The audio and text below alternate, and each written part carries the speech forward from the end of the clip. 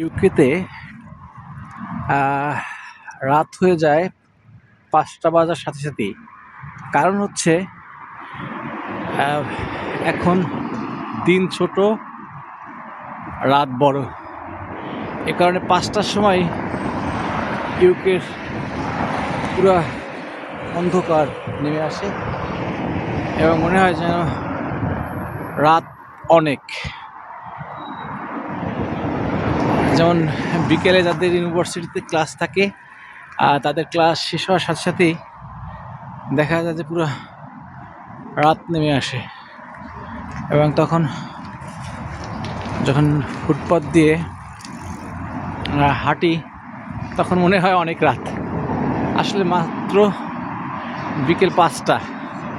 তো এই যে বৈচিত্র্য, আসলে এক এক দেশের এক এক মহাদেশের